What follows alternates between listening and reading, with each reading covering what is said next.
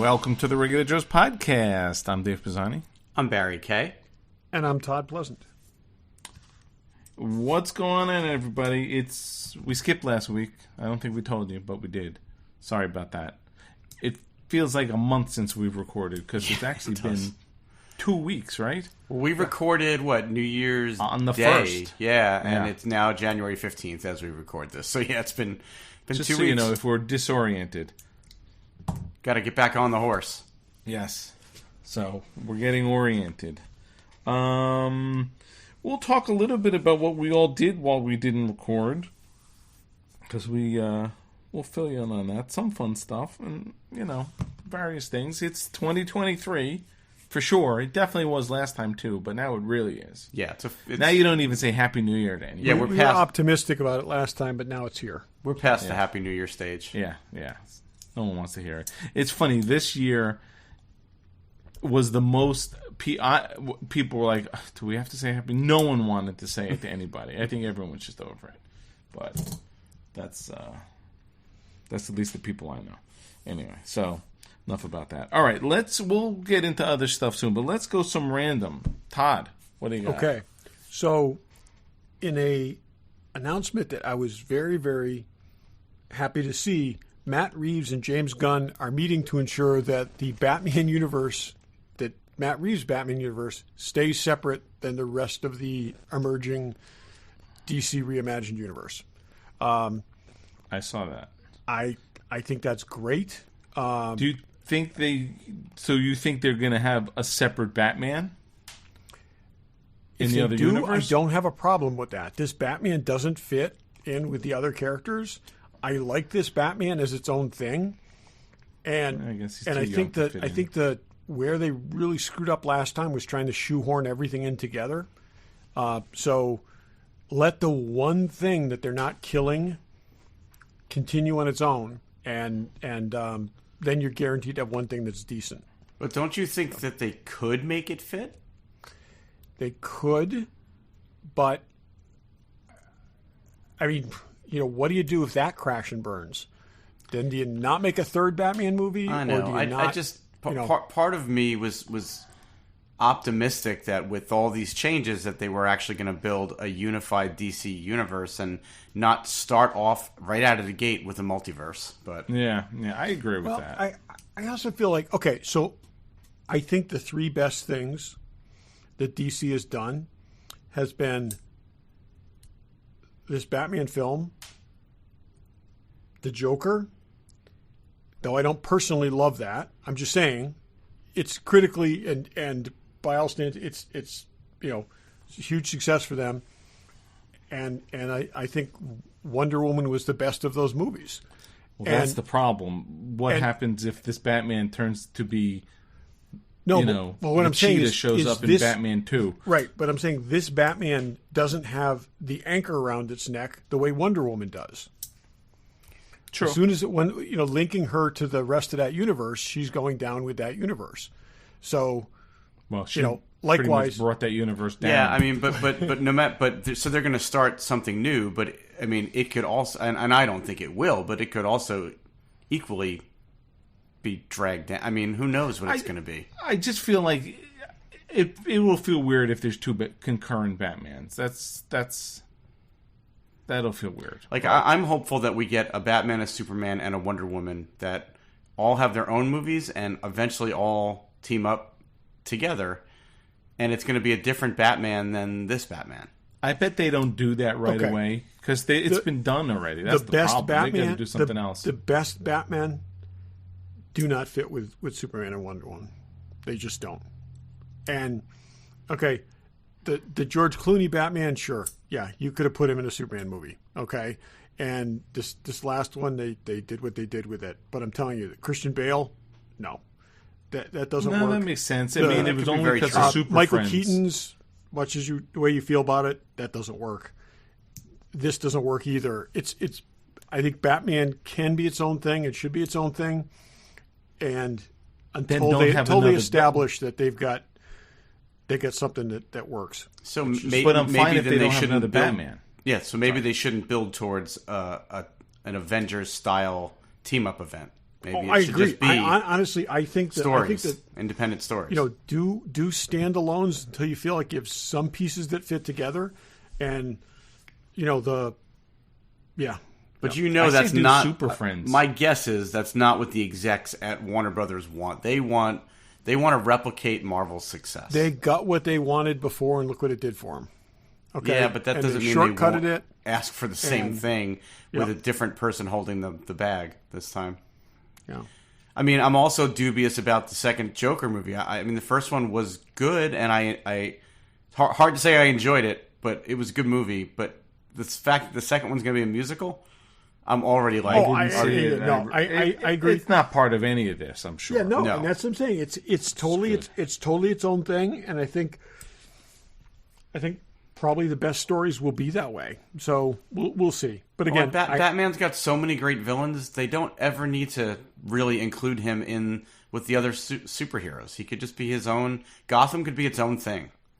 And he just like I said, the best incarnations of Batman, 1966 notwithstanding, don't fit in with the other heroes. He's a creature of the dark. They're creatures of light. It just doesn't work. So I am, like I said, this is encouraging to me. Let them develop this, go where they wanted to go with it, the same way Christopher Nolan did. And if they need another Batman, once this one's had its run, or they want to develop one concurrently. I mean, technically we had two different Jokers at the same time. But I think I can't see shoehorning this thing into smart about it. I can't see shoehorning this Batman into. No, I agree with that. I don't think they should at all. No. We'll see. Barry, what do you got? Well, I just read today that TNT has canceled Snowpiercer, even though season 4 has already wrapped production. They're not going to air it. Are they? Well, they canceled it a long time ago, but they said they would air season 4. Now they're not. Now they're not going to air it. What kind of thing is that? Why would you do that? Well, it's the last scripted drama left on that network.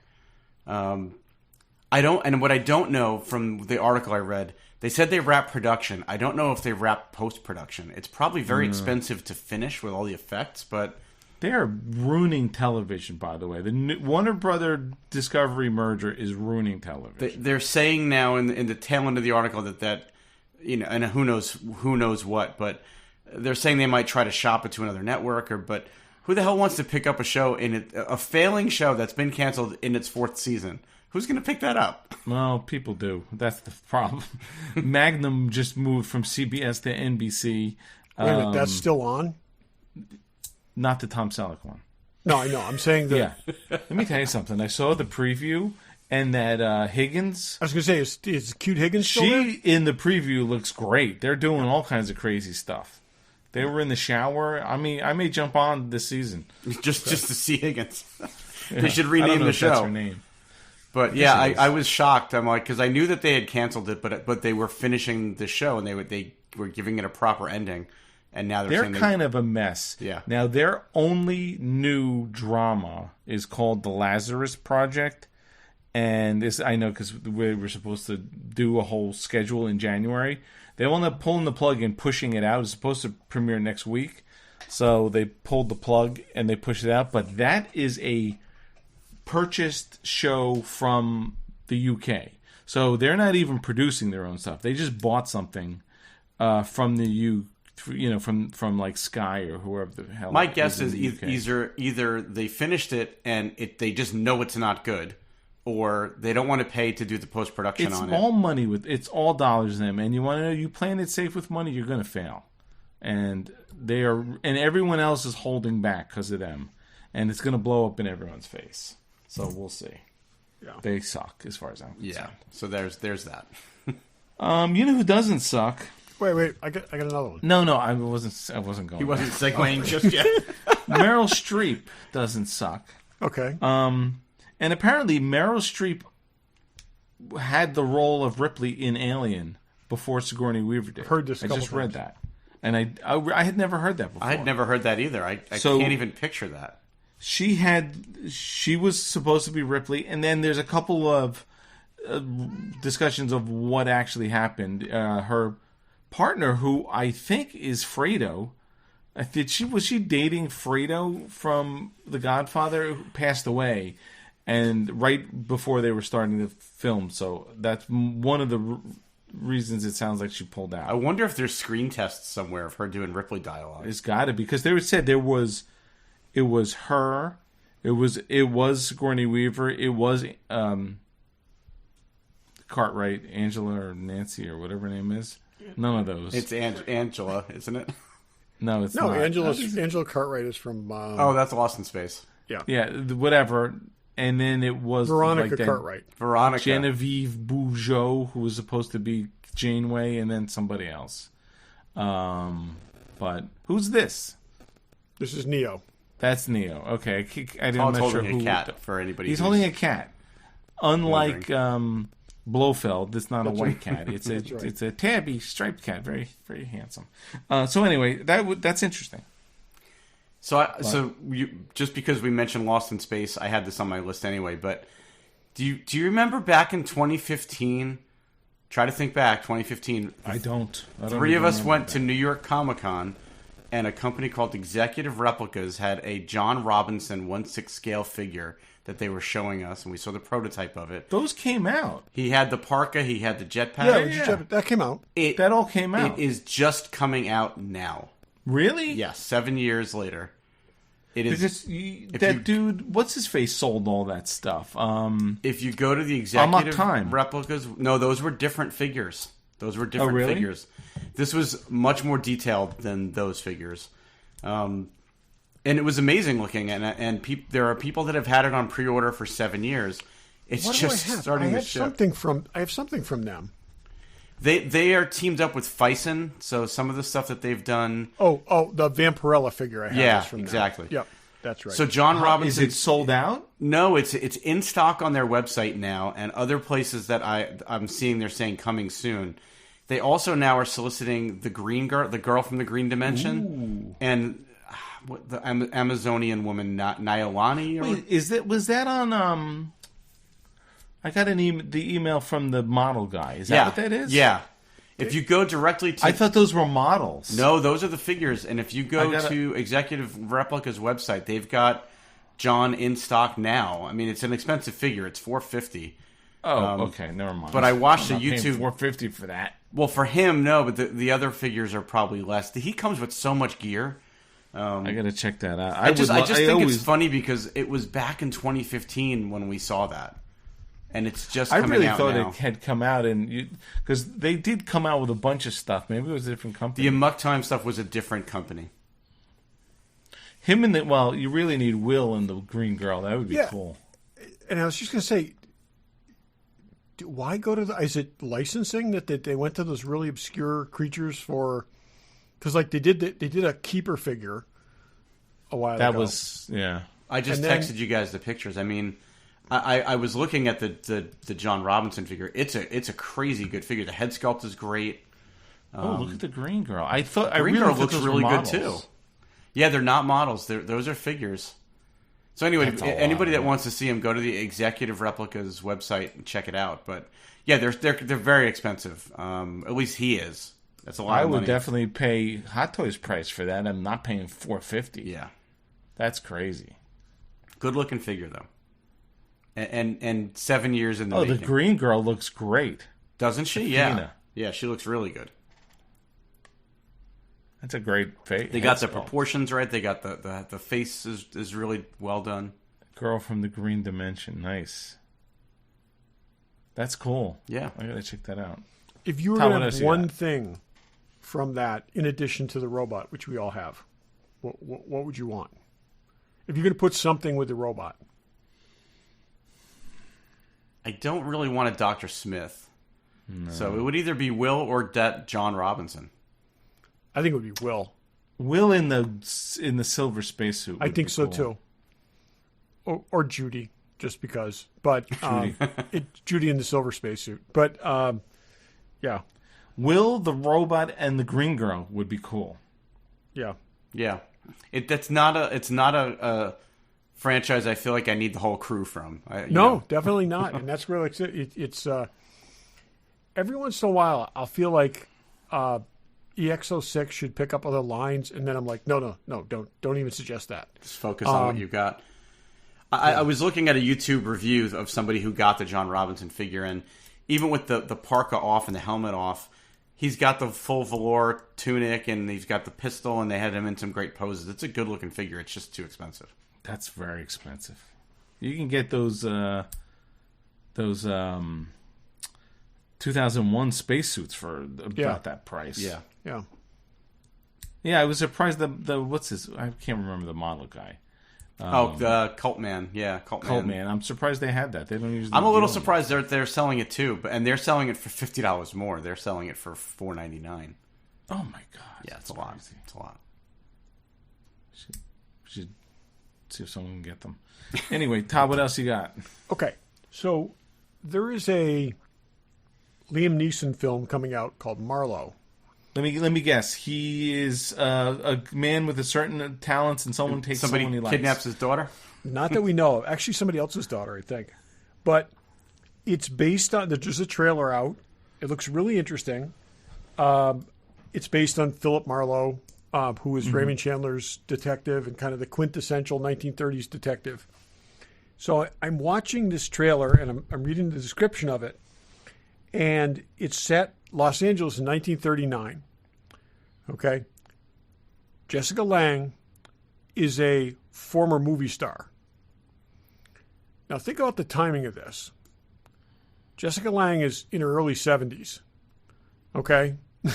When was she making movies that she's a former movie star? Oh, yeah. That's a little weird. When, like, From the Earth to the Moon was made, like, in 1902? Okay. Was this woman weird. like a big hit in her 60s, or her mid 50s that's never happened again? It's like, does someone just not know history? It just That's weird. Really strange. It's like, yeah, yep. It's not Jessica Lange's daughter? No, and that's the thing. It's Jessica Lange's daughter is a character. Her character's daughter is a character in the film, but it's just like, I was like, what an odd, kind of like nobody does that math. I mean, that really the first actual movie stars. I'd like to think that they have an explanation for it, but who the hell knows? The first actual stars were in the first, like recognizable people came out of the 1920s. And it's only like not even 20 years earlier. That's what I'm saying. It just really seemed odd. Anyways, glad to see they're doing something with this.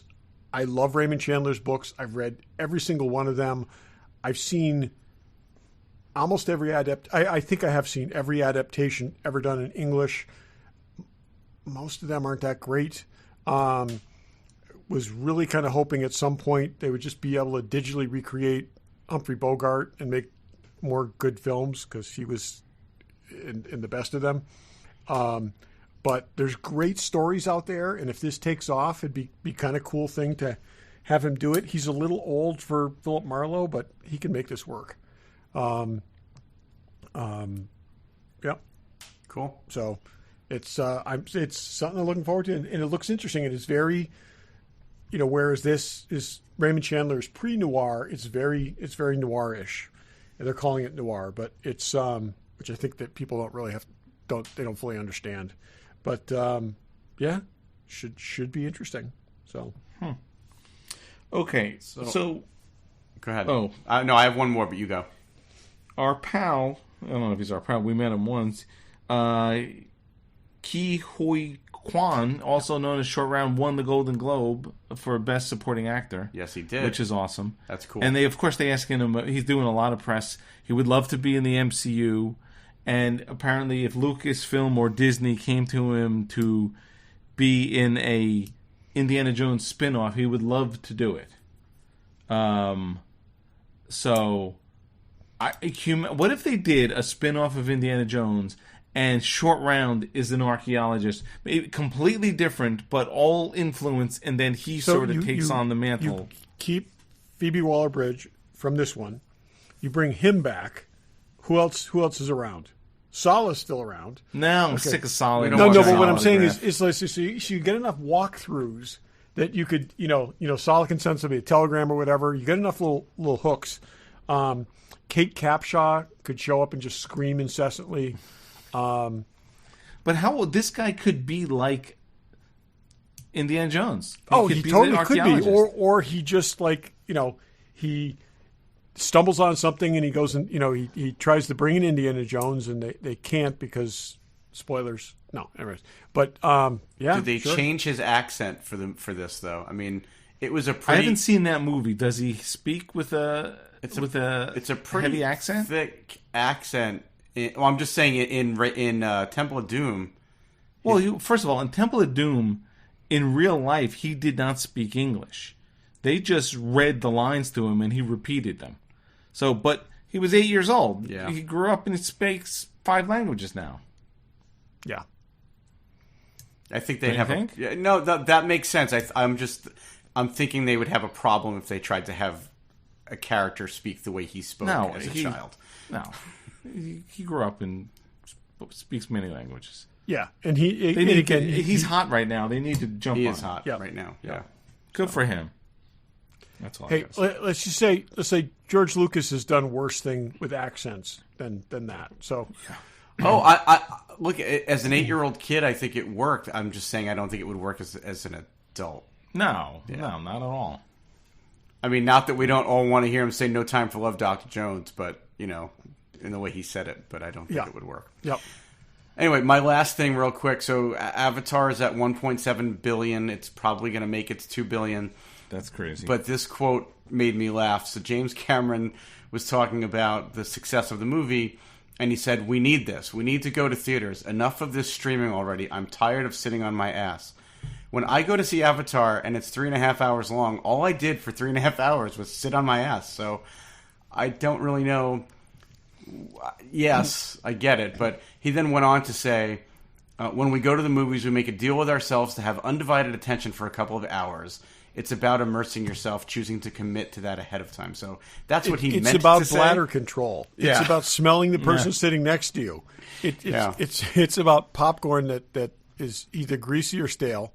It's no. Not at Fanboy Collectibles. No, not at the Alamo Draft House. Popcorn is always fresh and good. He also seemed that he thought it was a positive thing that they're going back to theaters in China, even though they're having a COVID surge there. That was in his quote. This guy is was in his nutty. quote. He's nuts. But anyway, Dave, have you seen it yet? I have not. And I think I'll just wait till it comes home. All right, so then we'll have to delay our conversation about it. Well, yeah, I mean, I'm sorry. I know you haven't had time. Yeah, I haven't really had time either. So, you know what I do have time for? Fanboy Collectibles. Woo! Check them out. It's after the holidays. Maybe you've got some spare money. Maybe you want one more thing. Call those guys up. Check them out online. They got all kinds of... Speaking of Avatar, there's 2 Hot Toy Avatar figures out. There's a ton of Disney statues. There's an Obi-Wan Clone Wars, which I don't get, personally. I know Troy's okay with that, apparently. Mace Windu. I don't think when we did Mantis from the holiday special. Yeah, I think Mace and the Super Battle Droid, Anakin, and Padme weren't announced the last time we spoke about it. So yeah, so they're putting out all kinds pre-ordered of stuff. Plus pops, plus sideshow, plus statues, everything. Check those guys out, fanboycollectibles.com. Check them out at their store in Newtown, Connecticut. Tell them the Regular Joe sent you. Okay, so Barry, what did you do last week while you weren't so guys, here? what have you been up to? You weren't. I didn't find you at home last week. Yeah, we both Dave and I were out of town together, actually, with our families. It was a little vacation down to Florida. So we went to Disney. We went to Orlando. For vacation. 16 parks in 4 days.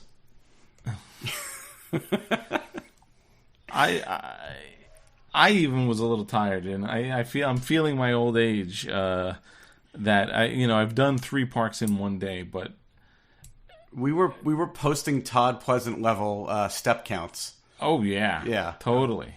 I had 40 miles in the 4 days that we walked parks. So That's awesome. Yeah. Got some good exercise, saw some cool stuff.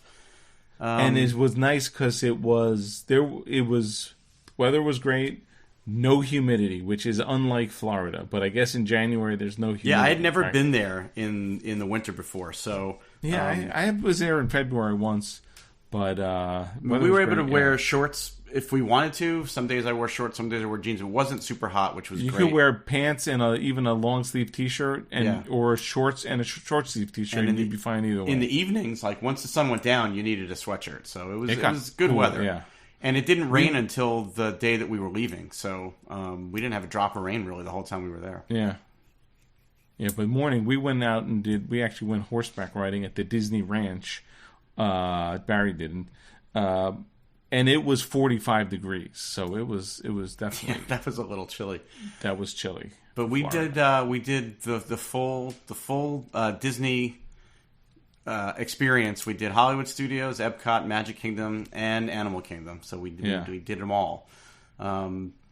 And then we also went to both Universal parks. So that was a little grueling, I gotta say. It was, but we were also in a day able to do literally everything, I think, in those two parks. Yeah, it was interesting because, I know, Todd, we talked to you about it. We thought it was going to be like it's the slowest week of the year, supposedly, and it was not. Yeah, we were told in advance. It may well have been. There's still just a crap load of people there. Well, there was also a Disney marathon there the day before we got there, so there were a lot of people in town for that. There's a lot of those people there. But yeah, I mean, I think that, historically the patterns have said this week that we were there was the quietest week, one of the quietest weeks of the year, but not this year. What we found was the second day we went to the Magic Kingdom, and I guess it makes sense. A lot of people who were going, kids are in school, so maybe they're taking younger kids. We couldn't get on anything practically. Yeah, Magic we Kingdom waited was online kind of for 40 minutes for the Haunted Mansion, then they shut it down. Yeah, they shut it down. We never got on the Haunted Mansion. They don't rarely do that. The only thing I wanted to go on in the entire Magic Kingdom, we were online, and then they basically were like, nope. And then we came back like an hour later after lunch, and they still weren't letting people queue up for it. But even stuff like Peter Pan, 85 minutes, that Seven Dwarfs ride, 2.5 hours. It was brutal. I mean, it sounds like the plan is you got to go to Magic Kingdom at night because it's open late because all the little kids and their families are gone. But it was as busy as when we were there in March. And I think that's right, Dave, because we were there. The other parks that we went to weren't as crowded as the Magic Kingdom. They were all crowded, but the Magic Kingdom was the most crowded. And we left there, 4 o'clock in the afternoon, 3 o'clock in the afternoon? Having done 3 things, pretty much. So it was pretty disappointed there from that perspective. But the rest of it... But Animal Kingdom was, except for that Avatar ride, which was impossible to get on, everything was super manageable. Yeah, and same with Epcot, really. I mean, other than the Ratatouille ride, I think everything was fairly manageable there, too. Guardians. We were able to get on Guardians. But the Guardians is the newest ride there. It was pretty awesome. You didn't go on it. No, you went through I walked through the whole queue. I just did. I've said this before. I'm not a thrill ride guy. I don't like roller coasters, but I do like simulators and things like that. So I did a lot. I just didn't do any of the actual roller coasters. Yeah, the Guardians was a crazy roller coaster. Since it was new and it was all Marvel themed, I wanted to at least walk through and do the whole pre-show thing. So yeah, and you finally got on Rise of the Resistance. I finally went on. Todd and I have done, and you have not done. I hadn't done it, and I was glad we got it done right away on the first day we were there, and then I actually went back the next night, and we were able to get on it. And they said the wait was going to be 50 minutes, and we got through the queue in 30. So I was pretty happy about that. That's great.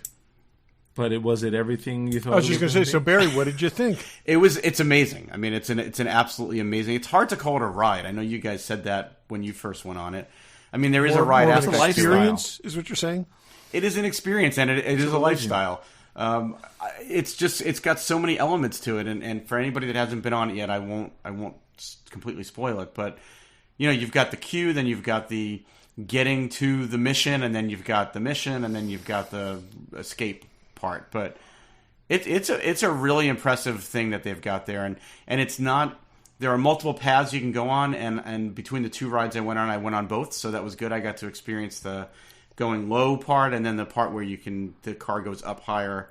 I think essentially the result of the ride is the same, but there are some things that you see when your car goes to the second level that you don't see when your car stays on the ground. So it's crazy. I mean, like, I know you've seen videos, which you shouldn't have, but when you spoilers, whatever, when you walk basically out onto the Star Destroyer, it's freaking like, holy shit. It's you just crazy. Don't realize that they took that much space to build that thing. it's huge. It's the size of an airplane hangar. I mean, Well, and there's real movie magic at work because, again, we won't spoil too much, but you get in, literally, you walk outside and get into a ship on the ground, and you exit through the exact same door you came in, and you're on a Star Destroyer. So it's pretty amazing.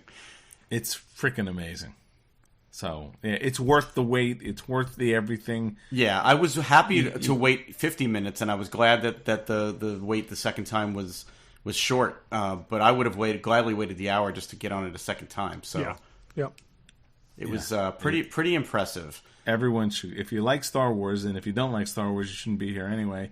But you should go on that ride. Make the trek. Yeah, and just Galaxy's Edge in general. We were there on Tuesday, and we were there on Monday and Tuesday. And I still don't feel like I spent enough time there. Like I need to go there with you guys or with by myself and really explore all the little nooks and families crannies. Dragging you down is what you're Without trying to say? people being like, haven't we spent enough time looking at this stuff? Yep. Yeah. Without the So- guilt of that. What do you think of still? I mean, I find it interesting that it's all still mired in the sequel era. Do you imagine them continuing that like that? The Florida one is, but the California one is not. Yeah, Is we, that we right? got a little insight into that from somebody who's sort of an And insider. why is it? I don't remember. Well, so the question that we asked was, hey, the Mandalorian and Grogu are walking around in Disneyland now as part of this. How come they're not here? Yeah. And the answer was because the hotel, they're trying to keep the storyline intact because it ties so directly into the hotel, where they don't have that problem in California. There's no Star Wars hotel in California. So because of the Galactic Star Cruiser, they're keeping the plot intact in Florida. Okay. Hopefully they'll change that. They have to. Yeah. Eventually they're going to have to. I feel like, anyway, from my Yeah, I don't view. see Right what now purpose that serves. post the Mandalorian era, and I don't know what they even call that, the post Rebellion era, or whatever, is the hot property. I mean, they're going to have a bunch of things happening between Ahsoka and whatever. That is going to be what people are looking for. And Yeah, it's I mean, also that's what it's everybody also is interested in. You've got all the characters from Mandalorian, then the expanded characters into Book of Boba Fett and the Ahsoka show and Andor and all of this stuff that's going on that's popular, and they're still clinging to the movies that. So you just you go back to original Stormtrooper uniforms. You stop cleaning them. We didn't see any troopers, did we, when we were there? No, I think while you and I were in Doc Ondor's, my wife said that they did see some. Because the last time we were there, right, Todd? We saw a bunch of them. they were patrolling. They were all over the We place. saw Chewbacca, we saw Rey, and apparently there were some stormtroopers walking around, but we missed them because we were shopping. We saw Kylo Ren. Now let me ask you this. Okay, I first of all, I get they're in the prequel era, but this whole Black Spire, none of that's in the movies really. I don't even feel like it's connected to anything. No, they wrote their own story for it. Would you be okay in a Galaxy's Edge where there's Rey, there's the Mandalorian, and there's Luke? Oh, I think you do blocks. 100%. I think you do. I would be fine if it was just keep it's- everything. you keep everything in this side of the street in one zone, in one area, and then you go to the other, and you have it's. They don't worry about that in any other park. You've got Mickey Mouse on one street, and you've got I know. other But I'm characters saying on just- the next but thing, and then then you you get could- another you Mickey could Mouse on have- another street. You could have it like a time travel thing where you're just walking from once you enter this blue zone, you're into you know. And I don't even think you need to do that. I don't even think you need to segment walks around, it that way. Ray walks around. Who cares? How is there not an R2-D2 riding around the streets? I mean, like, you would think they'd have that rolling around in the streets. And he's in the prequel, so I don't get that. I don't know. I mean, I don't want to crap on it. I think I've seen one, actually. I enjoy Galaxy's Edge. So that would actually be cool. Would be like R2 is like the connecting thread between the three eras. But didn't we see R2 when we were there in March? I thought I saw R2. Oh, up on one of the on one of the stages. Yeah, I think we did. I mean, there are droids in the droid depot area, and there are static droids that don't move around. But it would be great to see some. Throw everyone in there. It's Star Wars. Who cares? I know. Who cares They're about a story? have to. I mean, with clearly all these not other people made the shows second coming. sequel, but yeah, okay. But they've got the Skeleton Crew show coming. They've got the Ahsoka show coming. They've got Mando season 3, and you're not capitalizing on any of that. And you're doing it based on a hotel that 95% of the people are not going never to. Go I mean, right? Yep. Anyway, it was great. We had a good time. The popcorn stand at Galaxy's Edge has amazing iced coffee, it turns out. I had heard about that, and I had to check it out for myself. It's iced coffee with Godiva liqueur, cream cheese frosting, or froth, and Cocoa Pops. Cocoa Puffs, right? Cocoa Puffs on top of it. That's bizarre why they have it It was delicious, That is really though. bizarre. It was delicious. Loved that. So overall... And we even went on Smuggler's Run a couple times, so, you know. Did you? Yeah. We I did still really love well that. once the first time. The second time, not so much. No. You were going to say something? I was going to say, how many Mickey Pops did you consume? Because I only had one, and I usually have one a day, and I did not. I had two. I hit the Mickey Pops hard. I had two. They were delicious. They are really good. They're better really than they have any right to be. I mean, honestly, they are so good. They're great. I'm a little disappointed I only had one. But, so that was, I mean, Hollywood Studios was a big chunk of day one. Then we went over to Epcot. We saw so we also, I think we had time to kill. So we saw all the rides in Epcot, like literally Soaring, Ratatouille, and Guardians, and Test Track. And then we had time to kill before dinner. And I feel like we've spent time in the countries more than I have in the past. Because we went like deep into we went into Japan, and there's this whole Japanese store that sells all this imported Japanese stuff, like chopsticks and candy and all this that I'd never been in. Yeah, I've me been either. to Epcot, a dozen times. Well, and I was telling you when we were there, like we've been to Epcot a few times when the kids were younger, so we never spent any time in the countries because they wouldn't have gotten anything out of it. So we were just like always, dragging them through to get from one place to the other. This was the first time I ever really spent any time looking at stuff. Yeah, there's a lot of cool stuff in there if you take the time to dig through it. And we kind of I agree we spent time, but I feel like we also only scratched the surface because we didn't stop in every country. Yeah, you really could. Yeah, you could. That's a day. You could spend a day there just going through all that stuff. But that was fun. But maybe one of the coolest things that we did was we were able to get a reservation for the 8 of us to go to Space 220, which is the new Epcot space-themed restaurant, which was pretty freaking cool, I have to admit. It was pretty cool. It was cool because the food was good, too. If the food what sucked... era space is it? Is it like... I mean... So they launch you. The whole thing is you go to the lobby of the restaurant. It's a launching pad where there's a space elevator that takes you up to an orbiting space station where the restaurant. That's 220 miles but I'm above saying, the does Earth. it look like contemporary space? Does it look future space stuff? Does it look 1950s vision of space?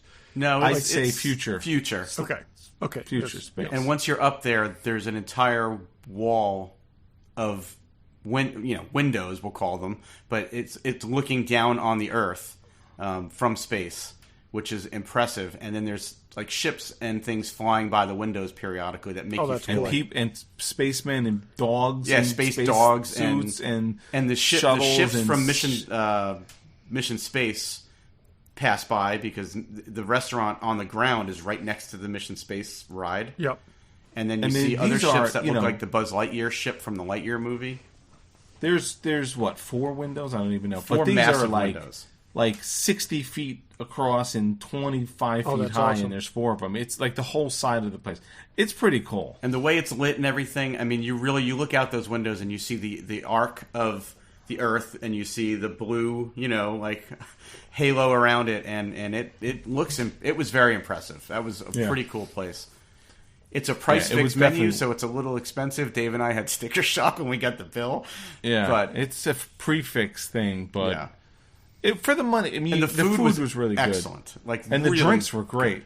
They had all these futuristic drinks, some with like pop rocks on the rim and cotton candy and all this crazy. Yeah, the drink that I got came with a bag of Pop Rocks it had Pop Rocks on the rim, and then you pour them into the drink, and the drink starts exploding. So it was like a Pop Rocks chaser. Yeah. It was cool. It was cool, and we were up there for like 2.5 hours. That's what was nice about it. I thought, oh boy, here's this restaurant that's impossible to get into. They didn't rush us at all. And that's how long it took. It wasn't like we were jerking around. It's 3-course meal, prefix 3-course meal. And it takes the food was legitimately good. Like, not Disney food at all. And my kids were even like, this is like the best meal they've ever had. Not park food. Yeah. So. Yeah, it was not park food. It was I gotta say, and I've been going to Disney since I'm 7. The food, there was a time in like the 80s, 90s where every single restaurant in the place had the same exact menu, and it was all mediocre. There's a lot of good meals in we went back to Shula's we went to last time, Todd, which was excellent. It's one of the best meals you ever get. Yep, I agree. But we went to Kona also. I know Barry didn't go, but we went back to Kona, and Mark and Pam and I went to the Tiki Bar. We spent about an hour there, and I finally got the connection that I didn't really get when we were there. When the little shows go on, those coincide with somebody ordering a drink, specific drinks. I didn't really. Oh, you didn't get that? Yeah, no. So when somebody orders, there's like 4 or 5 different things, and they're keyed into when someone orders. Zombie, they come out as a zombie, and they play all this music. The Krakatoa, which one of us ordered. Is the thing. And I don't know if when we were there anyone ordered the Nautilus, which is this big giant submarine that's a 2-person drink. We didn't see that, but they did that, and everything turns blue, and they're like dive, dive, dive, and everyone has to make believe they're swimming and that you're diving. And these 2 people next to us, there's 4 people next to us, each ordered a Nautilus, which is this giant drink, which is cool. So no, I figured it out when everybody in the wait staff turned into zombies, and the woman walked over and set the zombie down for the guy. Yeah, and the waitresses are great. I mean, they were so cute. I was disappointed that I didn't go, but that was the night that you guys left to go there and to go to Kona, and we decided to go stay in Galaxy's Edge and go back on. Yeah, it paid off for you on Rise of the Resistance. So it worked out. Yeah. It worked out well for us, but. I really would like to check out that bar. You guys have been there a couple times, and I'm jealous. Yeah, it was. And it's so terrific. funny. Before we had dinner reservations, I went and said, figured I'd put my name on the list. And they're like, 2.5 hours. I'm like, I'm not going to be here in 2.5 hours. And then an hour later, while we're eating dinner, they're like, table's ready, you coming? And I just don't get that place. And I read online of people like, oh, I put my name on the list and 4 hours later and I couldn't get in and blah, blah, blah. You got to go during the week for sure. But the weekends are really tough. When we went, they told us longer than it was too, right? Yeah. We got right in right after dinner. So I don't know, but always a good time there. Then the next night we went to Disney Springs. Yep. For dinner. Yeah, we went to dinner at the Boathouse, which was good, and then we went good. to Jock Lindsay's Hangar Bar, which is the Indiana Jones themed bar. Which like none of us knew was there prior to. It's been there for 15 years. Yeah, none of us knew. And it's very it's slightly adjacent to Indiana Jones. It's very subtly a themed Indiana Jones bar. But I don't know how we didn't know it's there. So if you don't know, and you should know, Jock Lindsay's the guy. I'm not telling this. Is the pilot? Is the pilot from the original who tells him to get a backbone? Get a backbone. So there's a picture of him. His hat's hanging up. There's a couple of. We'll send you pictures. There's They've got the voodoo dolls from Temple of Doom. From the three Temple of them Doom are hanging on the wall. The pin is stuck on the wall. There's a Pankot Palace poster up around one of the corners. It was cool. Like they had a big life-size diving bell in the corner that had a table in it that you could go through the door of the diving bell and sit in there. They had cool. Adventure Team 8 Ropes of Danger diving suit hanging from the ceiling. They had a racing banner from Rocketeer. Remember the racing company, the air circus? Yeah. Yep. That was hanging in there. There was a couple of little things like that. And then when I went by the men's room, there's this it's almost like chicken wire. And when you look through it, there's all these artifacts in there. And one of the things buried in a thing of other things is the headpiece of the Staff of Ra. Like, you really had to look for it to see it. Oh, that's great. Yeah. No chicken skewers, though. No chicken skewers. I didn't see it. They need a chicken skewer there. No, but they did have a couple of drinks with themed cups. They had tiki drinks, too. There's no shortage of tiki drinks in this place. That would be the place to have tiki drinks, I would say.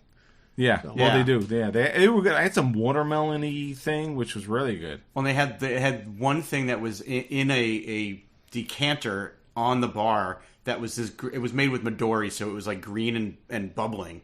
I forget exactly what that one was called, but that was the one that Maria got. And that came in a Jock Lindsay's Hangar bar beaker. Like it was a weird graduated beaker, which makes no sense at all. Yeah. So oh, you know what I ordered? What was the thing I ordered? It was something monkey head.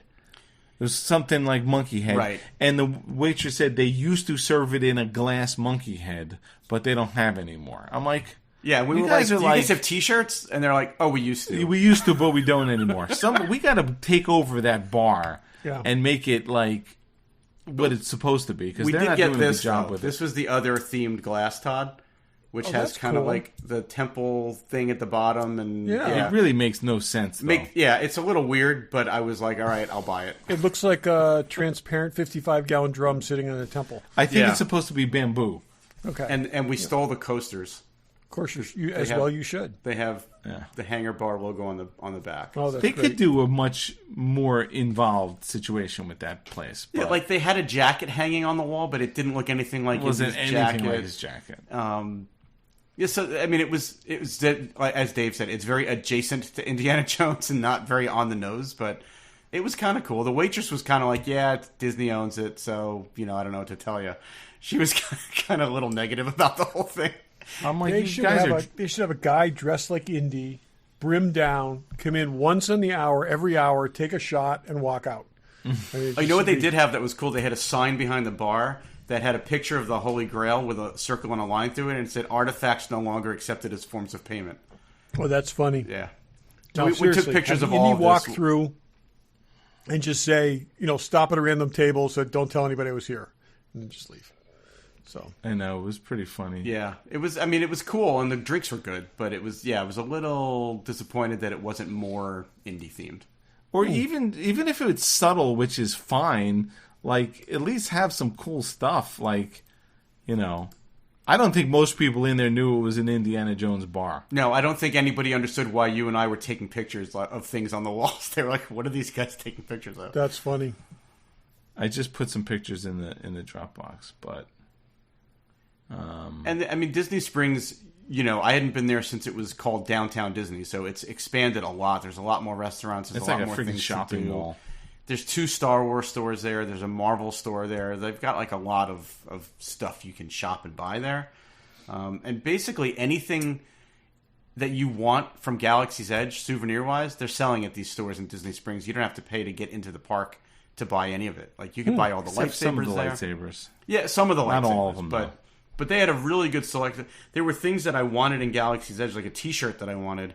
They didn't have my size of, but they had it at this store in Disney Springs. So while you're there, what'd you get for stuff? Where do you want to start? Start in Galaxy's Edge? Sure. No. What did we Where did we get first? Didn't we get Well, it was Hollywood Studios where we got the buy 2 get a discount. Oh yeah, deal. yeah. Let's do that. So let's start there. These are so they had the artifacts that are on Shop Disney. So each of the stones, each of the Infinity Stones has an artifact. Loki's scepter, the one from Guardians, the Time Stone, but they were selling all these things, and they had a sale: buy 2, you get 25% off. So me and Barry pulled our one. I just almost broke mine. So I got the orb from... Oh, that's awesome. Now, I had wanted to buy this, and then when I saw it on Shop Disney, I was like, it looks a little plasticky. I don't want to get it. And then when I saw it here, I'm like, all right, for $75 instead of $100. I got to tell you, this is metal. It's actually metal. Oh, is it really? I didn't even realize that. It's you can't tell but it's fully metal. This thing probably weighs more than a pound itself, and then you take the thing off, and then it does a whole thing. I need that. That's pretty cool. Sweet.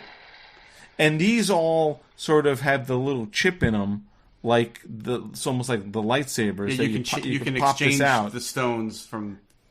It doesn't do anything until you put the stone in.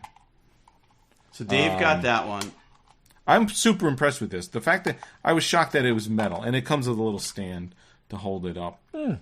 And it's very cool. I got the Eye of Agamotto. Ooh. And it's similar to Dave's when you twist it. Oh, wait. Oh, it breaks. It breaks.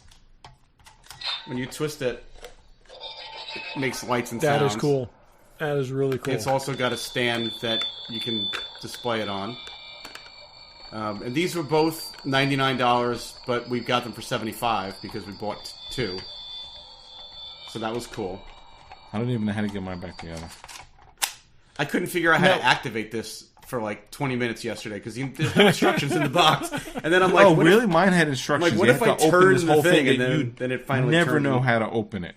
But yeah, I mean, I wanted one of these. I know you guys got the other one from that other company. That one's but, more interactive. I mean, it's pretty cool, and it's got the neck chain on it. You can wear it around your neck. So that was, I think, those were the first things we bought. Yeah, but Todd, this is definitely worth buying for $100. The fact that it's metal, it looks so much better in person than it does in online. And I really wanted the Tesseract, but when I saw it, it's just a blue cube. There's really not much to the Tesseract. So is Loki's scepter $99 also, or is that? I think that was a little bit more money. Yeah. That was. I mean, it's full size though. That was pretty cool. I've got to admit. Oh, the other thing. It's the 50th anniversary of Disney World, and they made 50 medallions, and they're spread out across the parks and the hotels. So if somebody wanted to collect all 50, it's a project because like every shop that you're in has like 4 to choose from. But I knew there was an R2D2. Not every shop. Selected shops. 4. That's right. Had 4 and in obscure places. Like one was at the store at the end of Tower of Terror. Right. Has 4. And then there's 4 and the 5 and 10 along Main Street in what's it called? In Hollywood Studios. But some of them were even in like lobbies of some of the hotels. Like if you wanted them all, it's a real effort. But I wanted the R2 and the BB-8. So we found there's only 2 Star Wars ones, right? Yeah, there's only the 2 Star Wars ones. So and they're like, little medallions. They're nice. They've got the Mickey logo on the back and each one. This is the BB-8 one.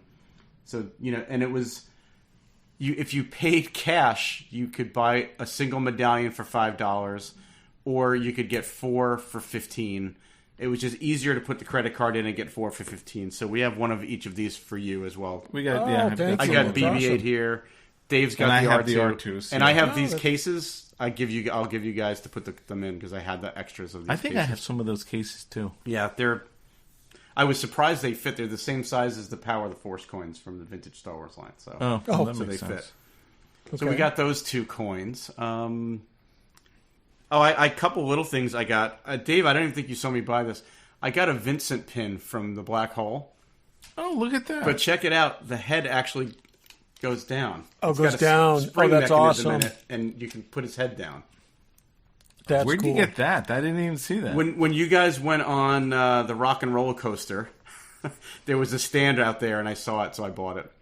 Oh, that's cool. And then the other pin I bought is a vintage Star Wars action figure of a stormtrooper that they turned into a pin. So kind of that's funny. There's no shortage of pins. There's a ton of pins. It's got 5 points of articulation. It does have 5 points it has 4 points of articulation. Oh, the head doesn't turn. Doesn't, yeah. And then we went. I guess the only other. Wait, the stormtrooper's head didn't turn? No.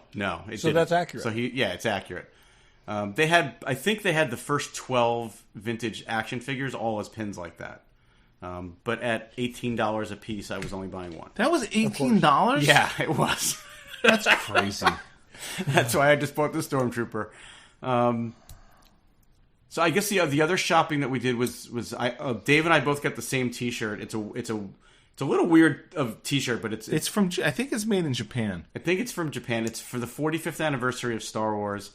It's got vintage action figures across the front of it and the back of it, and then it's got like this Star Wars 45 logo on the back of the neck, and then on the back it's got like this little certificate that it's weird, but it was a cool T-shirt because it had vintage Star Wars figures on it. So we both got that. And then we went to Doc Ondar's and did some lightsaber shopping. And that store basically has become a lightsaber store with a couple of other things that nobody even looks at. And Todd, it turned into the same thing as when we went. It was like, I don't know if I want anything. Do I want anything? Oh, you may get that?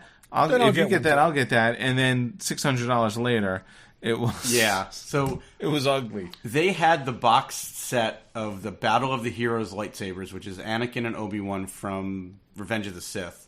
I didn't even know that was coming out. It came out already, and it's been sold out. I didn't even know the fact that they had them was surprising. That's great.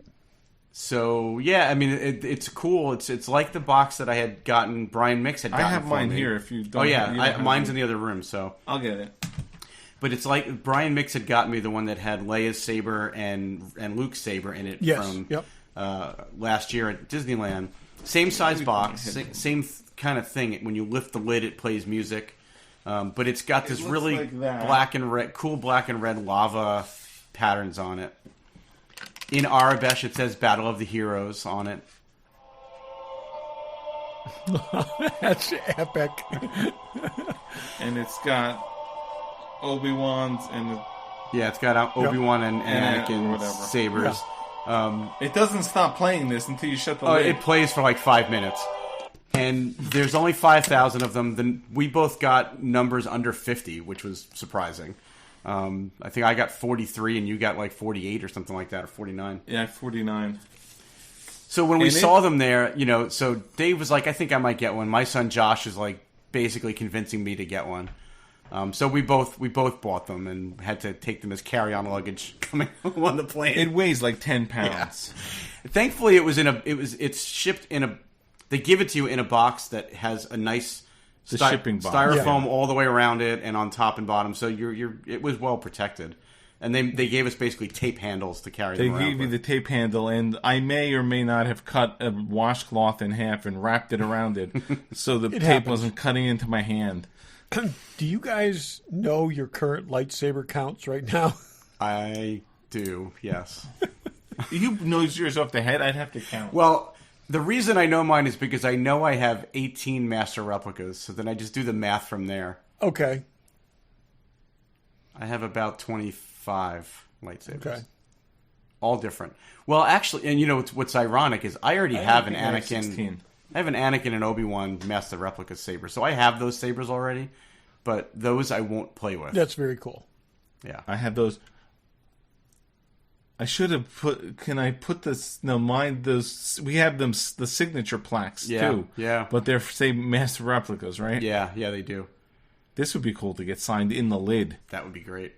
And then my son Joshua wanted the Plo Koon lightsaber, which was actually 30% off. I've never seen anything on sale like in Galaxy's Edge before, but some of they had 3 or 4 lightsabers. Because the two of you were the only ones who knew what it was. Yeah, exactly. Yep. And Mark got a new one they just came out with Qui-Gon. Mark got Qui-Gon. Yeah. Oh, that's cool. It's because it's like I'm buying something, so you have to buy them something. Yeah, well, and they had Plo Koon and Luminara Unduli's lightsabers. They're basically exactly the same, just some of the metal is tinted different colors, but it's a cool looking lightsaber. It is a very cool lightsaber, and of course, we got home and Joshua had to put the blade in every one of them and light them up. And supposedly this Anakin one makes different sounds than, I don't know. He had been reading all about it. I put the blade in the Anakin. I didn't really pay attention to the sounds. He was very excited about it, so it was good. It was all good. So, typical day at Doc the engineering in those things is amazing. It really is. They're so good. They really are good. The fact that like my Ahsoka ones change color, that it's like the same thing, and like I said, they're awesome. Yeah, they had Ahsoka sabers there, and I would have probably got those if I didn't get this box set. But we came home with the box set, so. Yeah, and we had to go to. We went to Walmart to buy another duffel bag to put clothes in to carry the stuff. Why wouldn't I have thought of that? Because I did the exact same thing last time, and I left that bag here. Like, why wouldn't I think like? I was able to fit all of my souvenirs except the box set in that duffel bag and put it in the overhead compartment. So it all worked out. Josh that's what I did. Brought the lightsabers as carry-on and dirty laundry. Yeah, so it all worked out. It was good that we went and grabbed those extra duffel bags, though. That was key. So there's a tip: when you go to Disneyland or Disney World, bring an empty duffel bag because you're going to need it. What you want is the magic duffel bag that you see in every movie, where they put like 40 pounds of guns into it and then sling it over the shoulder and it weighs nothing. Yeah, it weighs nothing. You want that magic duffel bag. I was watching something last night where that happened, where they were running and they had this bag that they were handing back and forth like it was full of toilet paper, and then they open it up and they're pulling all these AR-15s and magazines and stuff, and I'm like, yeah, that wasn't it. I think I could have made do with not buying that duffel bag if I didn't have the Eye of Agamotto, but the box for that was actually pretty big. Yeah. So that you want to protect. You want to protect that. Yeah, and it's probably like Thanos proof too. So we were all. First of all, the weather was so weird. I brought so much extra clothes. We all did, and wound up wearing a quarter of them because our bags were at like the weight limit. So I'm like, there's no way if I wouldn't have been able to stick anything in my luggage. So anyway, I took that $13 Walmart duffel bag, and it's in my suitcase, and it's come with me no matter where I go. Me too. Good thought. And it zips back up to a very small little flat little thing. So it was great. Yeah, that's pro tip. I feel like a rookie mistake. Yeah, like bring an extra bag. What are you doing? We were somewhere. We were one of the Joe shows, and I had something that was too big, and Steve Stovall did. Oh, I was bringing an extra bag. He loaned me his spare bag, and I sent it back to him. But it was great. It was like, oh yeah, you always bring a spare bag, and it was like, and I've done that since then. So. Yeah. I did text you guys. I mean, I did find in Hollywood Studios, there was a little corner in one of the gift shops that had some Willow merchandise. They had a big Willow billboard up at Hollywood Studios too, like huge billboard. Yeah. Have you seen any more of it? I have not seen the finale. That's the only one I haven't seen. It could be very good. Okay. Yeah. Until you see it, it's like Schrodinger's cat. It's great until you know the cat's dead. Because it could be great. Don't watch it. I'm committed, and I will finish it. But at $25 a figure, I was not buying any of the action figures for Willow. Yeah. They'll be on sale for 25 I would cents have. soon. I would have gotten a Willow, but not at $25. That's crazy. No. And they're based on the current series or based on the original? They were based on both. They had figures from the original movie and then figures from the show. Oh, you sure? Wow, how big were these things? They're reaction figures. They're 3 3/4 inch reaction. Yeah, that's not. So they're vintage like style. $8 figures. Yeah, they should have been $12 a piece. $12. And they also had Gladring, I think is his name, her wand, which was actually kind of cool. It was on a stand, but I just bought 3 lightsabers, so I wasn't buying that. There is that is Florida. Well, we're talking about TV, so without getting into things, what is everyone watching? Like, Todd, what have you been watching? And then the next couple shows, let's pick shows that we should all watch. What have you watched? Right now, I'm halfway through 1899, which is breaking my head. Okay, it's this weird kind of it's on Netflix. It's this weird German-English thing with this boat that kind of disappears and then is found, and there's just kind of weird, spooky stuff. That is not a Yellowstone sequel or prequel, right? It's not a Yellowstone sequel. Okay, I thought there's something that sounds like that. It's a fair question. A lot of people watched the first episode thinking it was a Yellowstone. There's 2 Yellowstone that are years spin-offs. Yeah. One's 1923. What's the other one? 1899 or so? No, that's what this is. That's 1895. Okay, that's why I thought they were. Yeah, that's not confusing at all. Anyways, but this is actually, it's very, very interesting. The problem is, I started it knowing that there's not going to be a second season, and there's very likely some things not answered, because there's a number of people who saw it, liked it, and are kind of upset that Netflix says there's. They said that they've canceled it already, right? Yeah, I saw that. It's very well done, and it's I've got some theories, so we'll see. The other thing is on Apple, there's a series called Echo 3. I watched the first episode of that. I haven't watched it anymore. Which is really interesting, and I got to say, it doesn't get tremendously good reviews, but it's interesting.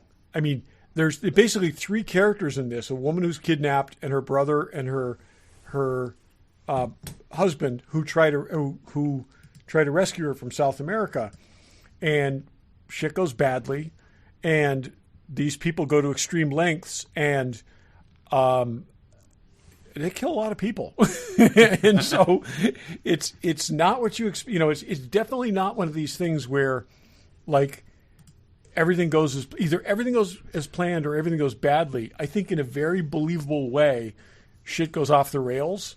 And I think it's an interesting character study. It certainly, I may pick it back up again. It certainly does. It's not, again, totally what I expected. There's episodes that just deal entirely with her captivity, and there's a little Stockholm syndrome thing going on. But they do kind of dial into this whole history of, in a gun heavy drama, dial into this whole history of America. Basically, just crushing everything in its wake in South America, and doing what's best for us, and and other people having to deal with the consequences. So it's, like I said, it's interesting, and I think there's like one more episode left, maybe I'll pick it back up again. Yeah, some good people in it. I think it's well acted and stuff, but it's like I said, it's brutal in a whole lot of ways, and that's Trying to think of what else. I'm almost through the last season of His Dark Materials, which is that's HBO Max, right? Yeah, and I mean it's good. It's following the books which I read years ago. It's a decent adaptation of it, but it's just kind of going to its inevitable end, and and I think that's probably about it. Though, due entirely to you, Dave, I'm kind of powering through the Jack Carr books. And, I'm in the third one. So Savage Son. Yeah, how far are you into it? Yeah, I'm halfway through it. Okay, yeah. I'll wrap it up in the next day or so. And, wait, what do you finished the second one? Yeah. Which was, I don't remember the names of these books. The second one was yes. They're not very memorable titles. Yeah, you know what they I'm kind of feeling like they're like Steven Seagal movie titles, where it's like they're all you could hear the title and you say, I kind of remember what was in that one. The books are actually good, but the titles are This one's good. This one's really good. So I started Jack Ryan. I finished Jack Ryan. I haven't finished it. Is it good? Barry, what did you watch that you said? Yeah, so I watched a show that I think Todd would really like. I'm not 100% sure about you, Dave, but it's on Amazon. It's called Paper Girls. It's a Brian K. Vaughan. It's based on a comic, which I have not read. I've not read before anybody thinks they have to drink. But like what you were saying, Todd, it's the first full season. It's been up since summer. I just watched it, but I did read today it's not getting a season 2, and they do leave it on a bit of a cliffhanger. Yeah. Even with that, angry about that. Even with that, I am angry about that. But even with that, I would say it's worth watching. This could have been Netflix's. This could have been Amazon's Stranger Things. Yeah, that's really what people could were have been. thinking. And really, I've heard very good things about the comic. I've never read it, so it's about 4 young girls that it's all time travel, and it goes places that you have to get through the first episode and not stop going, all right, why would I watch this? You have to give it a chance, because it starts out as a fairly innocuous, like, these 4 young girls get up in the morning to do their paper routes, and it goes places you would never expect, but you have to get past the end of the first episode.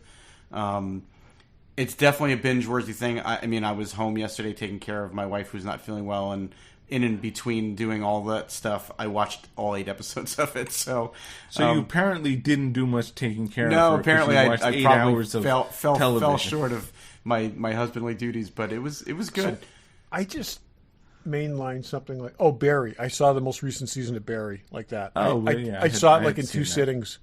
Yeah, that's good. That goes quick. You know what I'm watching? Kaleidoscope, which is on Netflix, and I hadn't heard of it. I actually, I get the weekly Netflix email. Here's a show you may like. So I'm maybe 3 episodes in. So it's a heist show, which that grand anything breaking into something is great. So it stars Gus Fring, also the Grand Inquisitor or whatever the hell he is. He's like the hardest working man in show business. He's Gideon. He's in everything. And I watched the first one not realizing what they're trying to do. So there's, I think, 8 episodes. They're all colors of like the rainbow, and apparently you can watch them in any order you choose. Oh, I've heard this. Yes. I'm trying to ignore that gimmick, and I'm just watching them in the order that they come in from on the list. I'm liking it because it goes back and forth, but it's a heist thing, and it's got some good people in it. He's good. There's that dude, I don't know what his name is, but he was sort of the corporate bad guy in Terminalist, who was sort of the wannabe Navy SEAL guy. Oh, who's that really? guy? Okay. He's in everything. Yeah. Now. Yeah, I was going to say, and he had a little different look in that, and so I didn't recognize him initially, but yeah, he is in everything. I can't remember his name off the top of my head, but he was in Jack Reacher. He's in a lot of stuff. He's in it. There's a couple of, but I'm enjoying it. I love a good heist planning thing, and there's a whole backstory. So I don't know about the, I read online. You know who was talking about it? Our pal. What was her name? Carly Woods from the convention. Oh, yeah, Remember yeah. her? She was saying, here's the definitive order you need to watch it in. People caught that, and then that people involved in production say there is not actually an order. So I'm just watching it, but I'm enjoying it. So it's a heist thing, and I'm 3 or 4 episodes in, and I like it. What else am I watching? Bad Batch season 2 is out. First couple of episodes are out. I'm an episode behind because we were away, but first 2 episodes were great. Todd, you got to catch up. I will. Yeah. So there is. Yeah, I'll figure. We'll get into. We'll dig in. We'll have to pick something that we should all watch. Yeah, I think we should. If we did that once where everybody had to watch everybody else's show, and that was fun. Todd, you will absolutely love this Paper Girls show, Todd. I'll watch Paper Girls. I'll try that. It's so up your alley. You want to do Paper Girls and Kaleidoscope? Yeah. And something else? Yeah, sure. We do that. I'm going to give one more thing that you guys have to watch. I don't know if you've seen this yet, but there is an edited video that somebody released called Existential Troopers. Have either of you seen this? You mentioned it. I haven't seen it, though. So I'm going to send it to you right now. It's on. You can find it on YouTube. Existential Troopers. So basically, they took the 2 biker scouts from The Mandalorian, and they recut that scene and extended it and obviously changed what they were talking about. It's freaking brilliant. They're basically pondering whether or not they have free will. Oh, that's funny. And like one guy's trying to validate it by the fact that he hit Grogu. He says, I just hit the kid. It's like the cutest thing in the universe. I hit it. Therefore, I must have. And it's like, and then they get into the, you got to watch it. It's about 10 minutes, but it's really good. And And again, they took like a 2.5 minute scene and they managed to work it so it came out, I know, some 7 to 10 minutes, something like that. And it's really funny. That sounds good. Even funnier than the original scene was. So, which was really, really good. So, yeah. Existential Troopers episode 1. Definitely check that out. Yep. That's cool. Cool. Well, that's plenty of a show, I think. Yep. We'll dig into some TV. There's some trailers that came out. There's movies coming up in the next month. Yep. There's always something nerdy to talk about. Yeah, and we're here for it. And we're here for it. That's the only thing we're here for. Cool. And thanks for listening. Thanks for listening. Thanks for listening. Welcome back, guys. Rest in peace, Jeff Beck.